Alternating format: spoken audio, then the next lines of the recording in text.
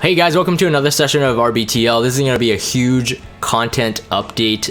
We have free equip event coming because hero balance adjustments, but I'm not going to bring up that webpage just to talk about it. We only have it for a couple days anyway. But definitely make your changes there. I have a ton of heroes I want to rebuild, so it's good. Hero adjustments, I already talked about this during the actual balance patch video.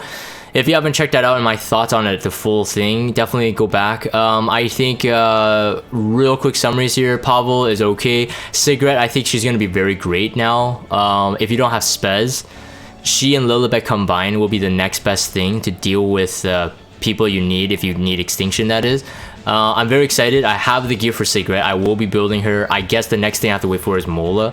Fire Lytica is looking very good as well with her new buff, especially for public execution, because now she becomes a very, in a way, a different Cowrick. Like the way you wanted to use them for the first turn cripple. Team cripple, but yeah, she's definitely looking into the spotlight for me as well. Zeno is interesting, but he's free, and I don't know if I want to spare the Mola into him. Otherwise, he has good base stats like Dizzy. Faithless Lytica, yeah, we had about, what is it, 2 weeks now? 2 weeks since the buff was announced. Like I said before, I think most people were already running Lyticas with high crit chance because they sometimes pair with C-Dom. So in terms of getting the gear to do it, I still think like the higher end players may have a higher possibility of building her well. People who, you know, may struggle, especially in speed gear, may struggle finding her useful in a lot of fights, but in my opinion, she's still okay. Was the buff necessary? My conclusion is that no, it's not. I don't think she was the ML 5-star that they should have looked at first off. So like ML Baal, for example, fake sarcastic cough. Benevolent Roman actually becomes decent, where I think that if he got a buff, I have no idea where Sage Baal is right now, but anyways, I have 2 of him, so hoping that he'll get buffed soon. But whether he's gonna be the meta stripper, he's not gonna be as meta as someone like Basar, for you know. But he could be used though. He could be decent. He's also a Taurus mage, so same as Zeno, same as Sage Baal, same as Dizzy. Pretty good speed, very tanky. So tanky strippers are very nice to have. And then we have, I think this big chunk of news is World Arena finally got the first season called Showdown. So Showdown season, in effect, we got placement matches. I talked about this last time as well, but just in case if people are too lazy to go back and watch the video, and I mean, you could do the reading yourself as well. You don't really need me to interpret this, but this is very nice for a lot of competitive, especially like MOBA games. They do have these kind of placement matches, and I think this is pretty fitting. So go through 10 matches, and depending how you do, you will be placed in where you're supposed to be. Now, of course, everybody's going to experience some bad RNG. So for example, let's say if you are an actual champion player, like really, you're like a champion quality player, but you keep having like really bad RNG or whatever, you could be placed down in somewhere like silver or gold. It could be possible, but you know, RNG is RNG. RTA, that's why RTA is fun, because you really can't predict what will happen exactly. But yeah, so there's that, and so I'll be doing that myself. My 10 placement matches, I'll stream it, I'll video record it, so you guys can see where I land in terms of plebby land. Victory points deducted, I'm gonna skip that. Preban, we talked about this. So now with this patch note, we have more information on whether or not it's the entire roster of heroes or only heroes that each individual owns. The answer is that the entire roster of heroes is here. So if somehow you're fighting someone, you know that they don't have, let's say, an RB, like they completely don't have RB, then you can use that to your advantage, and you know, don't select RB as your pre-ban hero, otherwise you're wasted, right? So maybe if you know the player, you start pre-banning you know, their top picks. This will be definitely very interesting, especially in the more competitive RTA realm. I know that there are a lot of streamers that do RTA, like Warbolt, Code, Shuffles, They do RTA like all the time, so you could kind of know if you face them, you can kind of know like what their like first picks and stuff are. So it could throw them off, but of course if they're if they're a good player, and that's talked about in general, then they should have some backup plans anyway. And then just note that the same thing as we talked about in the last video, if both because pre-ban it's kind of like Battleship, you don't know what they're choosing. If both players do ban the same hero, then that one pre-ban hero slot is used, and so only total of 3 banned heroes at the end of the pick and ban phase will be gone instead of 4. So use that to your advantage, use that to your strategy. As you can see on the interface here at the bottom with the Chloe and Yufine, the pre-ban hero selected there is shown. The World Arena mock battle. So this portion tells us basically how to send the request. If you're in the friends list, if you're a guild mate, you can send those mock battles out. And then later on in this note, it does say that you can actually send the requests through general chat window or guild chat window as well. And or if you just look through them in the friend search, you can actually battle them if they're available to do RTA. So there's slightly some criteria to RTA. It's not that much. It's really just like if you have enough heroes, 20 heroes. That's basically all it is. So mostly anyone should be able to do RTA. This mock battle request thing is definitely a kind of a very shocking thing for me. One, the interface is very big. I mean, and that's fine. I mean, we want to catch your attention, but which one of us really misses that little orange dot there? So like this. Hold on one sec. I just do this. Like this orange dot, like something like that is pretty effective. Generally when we have like an orange dot like that, like anywhere on the screen, we're pretty like well tuned to find it. And even something like a speech bubble. Oh, actually, wait, this one. So Garo's speech bubble. Even sometimes I know that the shop hasn't refreshed. Let's say I rebooted my game on another device.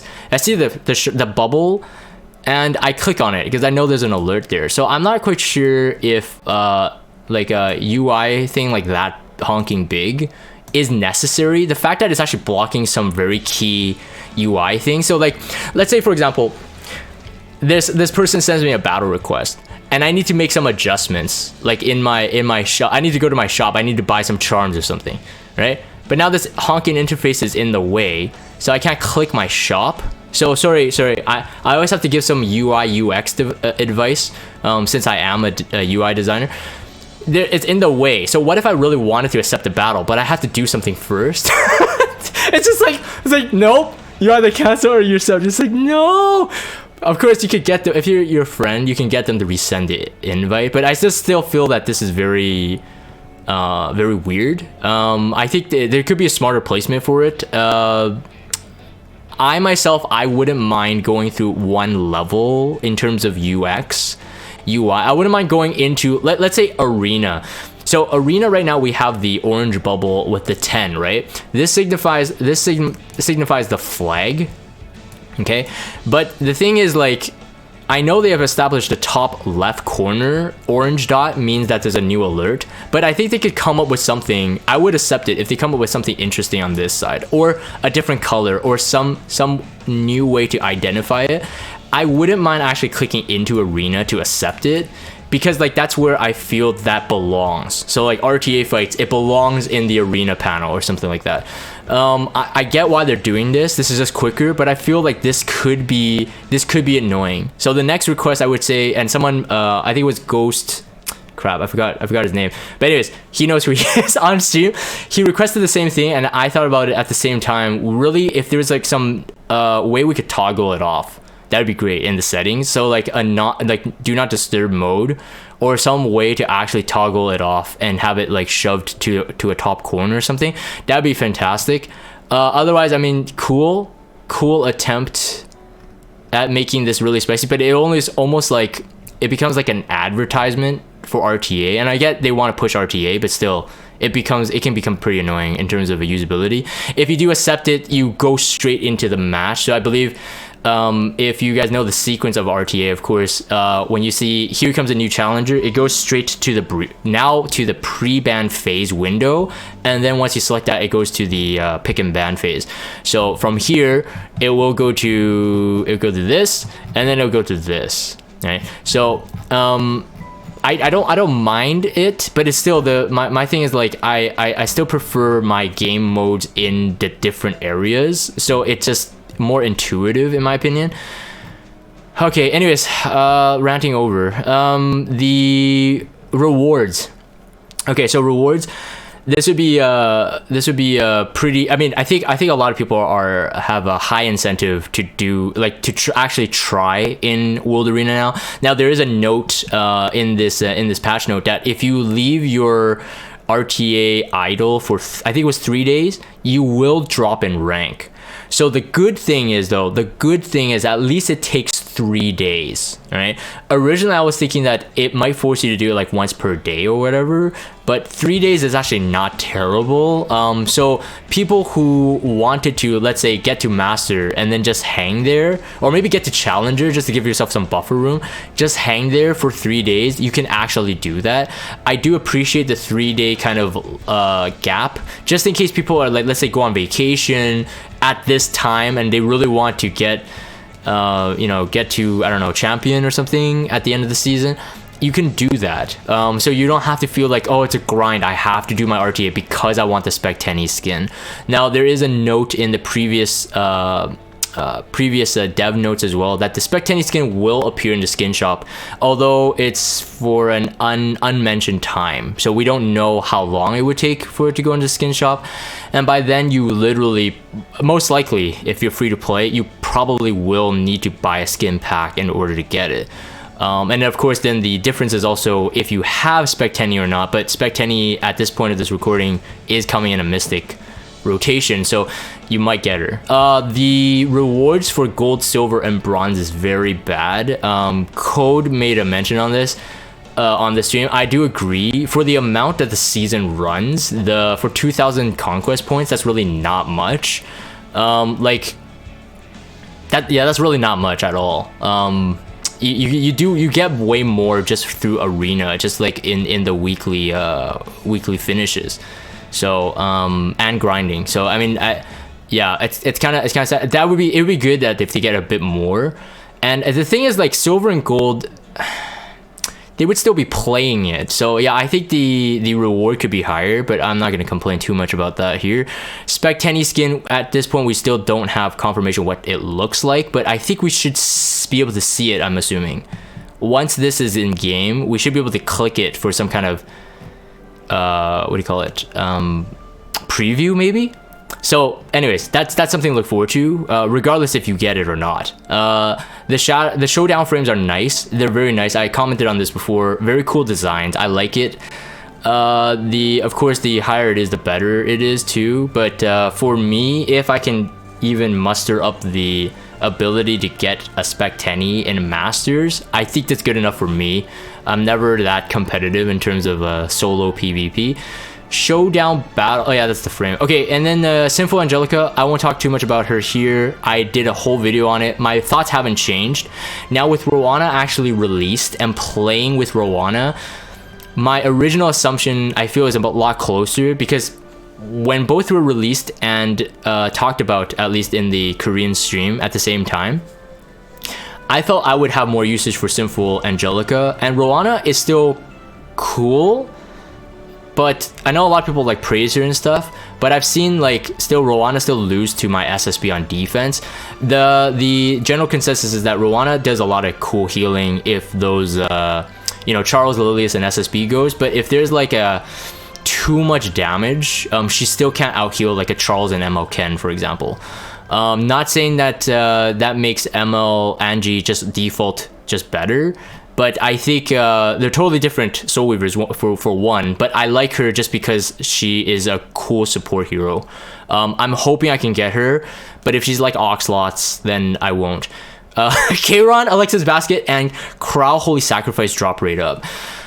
This is gonna be a very, very tough one. If anybody's gonna ask me for advice, should I pull for them?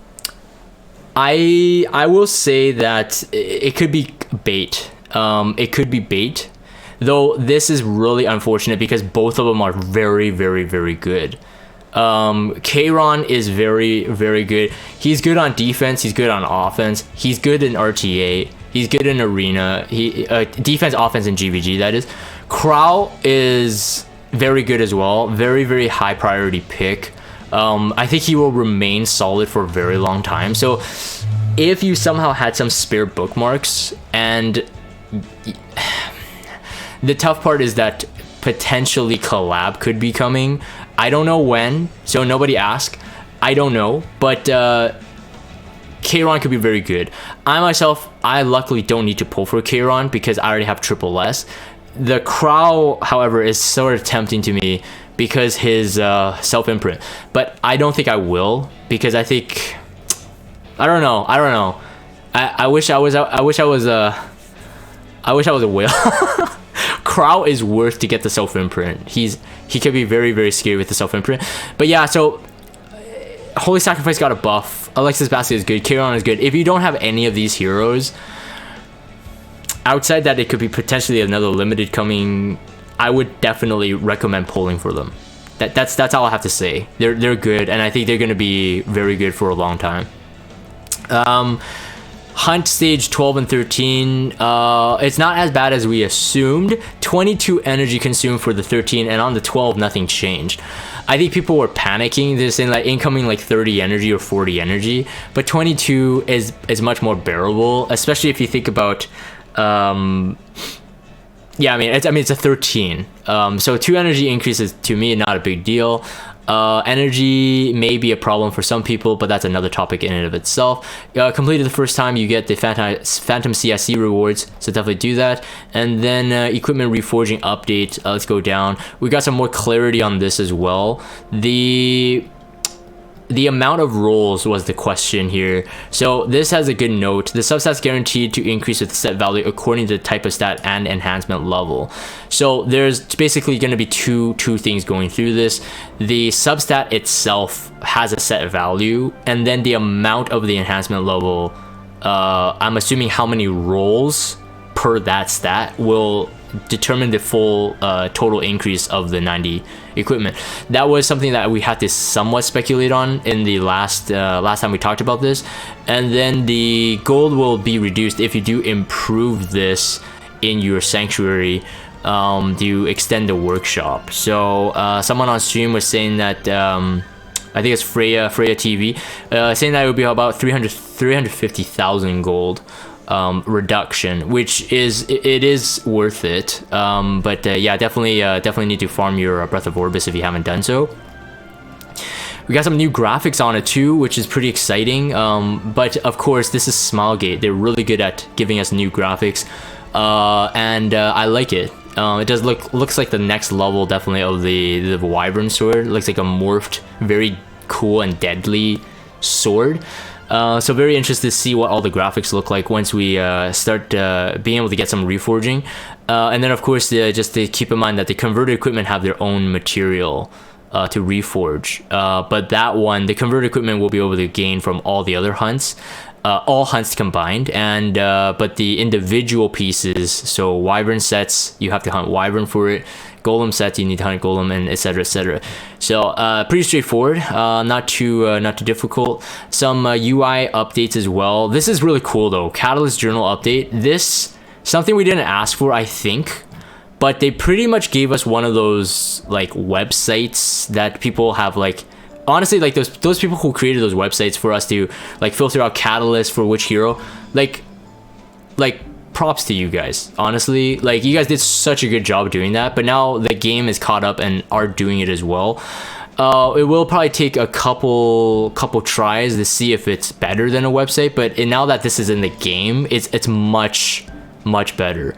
For those who haven't memorized the catalyst, that is already.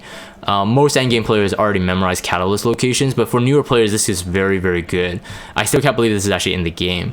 Although, actually, no, to be honest, that being said, though, other gacha games do have something like this, so then in that sense, they're a bit late to the game. But it's still cool to have. Definitely very nice. It looks good too. The UI looks good, very usable. I like it. The stories, ooh, I'll skip this one. You can now basically go back to the story. Skill enhancement has been changed in the UI. This is something that I've always noted as a problem from a long time ago. Again, as a UI UX designer, when I wanted the skill enhance, I assumed that I can go to hero and everything that I could do to the hero is there, but it wasn't. Where before I actually literally had to pop out to the main menu, go to click the hero icon on the bottom left, and then click skill enhance, and then scroll through my hero roster again, and then choose the hero, and then choose the skill. That was way too many steps. Then they enhanced it a bit by allowing us to actually skill enhance while that character is in the lobby sitting at the table. That became somewhat better, but still didn't really solve it. This, they finally got to it. So very glad that this is finally here, but they've also removed it from the hero panel. I think for muscle memory's sake, they should have kept it, but to be honest, I think this does fix my original problem with it. But this is cool. I mean, they removed it. It's cleaner now. They added the waiting room and the storage for the past couple months, so it was getting quite cluttered. So it's kind of good that they got rid of it now. Let's see if there's anything else. Oh yeah, okay. So I don't usually talk about packs, but I do want to talk about this one, this special Mystic pack. If you read the note there, it says you can purchase this pack once you purchase all of the Mystic packs. This is time limited item and maybe purchased once a month. This is very, I mean, look, if you're a whale, I guess it doesn't matter, but someone was mentioning that this will pretty much guarantee the whale to get the hero on pity every month. By the way, every month that person will be able to get the hero pitied, which is good, I guess, because in the past you couldn't really do it. You would have to overlap the month, and hopefully that you know, you don't run out, you don't hit pity on every single ML hero, but now you can fully do it. As a business, this is a smart move. As a business who wants to keep a good rep, I don't know. It could be bad. Even more leaf pack. The name of this is making me lol. They of course blanked out the price. I can assume the price, but I won't talk about that. But I mean, for people who need leaf, sure. I don't know if people really buy leaf pack anymore. Do people buy leaf pack anymore? I don't know. I'm not quite sure. Anyways, I think that's pretty much it. Those are probably the biggest things I wanted to talk about in this patch update. Some other changes, but your compensation. Yeah, okay, so that's pretty much it. I think the big one, of course, is RTA. I think it looks promising. For those of you who are in like multiple communities, you guys probably do know that a lot of streamers are thinking of doing tournaments, especially with the the mock battles. I will be launching one, but that's a bit TBD on exactly when. I want to see how this works. I want to see if there's any outstanding bugs. So I'll probably do a test run with a couple, or at least do a couple mock battles with my friends, guildmates, and stuff like that, or people who really want to request it, just to try it out. And I think until really spectate mode, which is not until much later, I'm assuming, but hopefully they get it out quick. With spectate mode, I think that would be very cool. It would be very, very good content for a lot of streamers, other content creators, of course. Anyways, that's my thoughts on this one. Thanks you guys for watching, and I'm gonna end this here. If you guys have Discord, check out the Discord server. Follow me on Twitter. Subscribe to YouTube if you haven't. As always, thank you guys for watching, and I will see you guys on the next RBTL.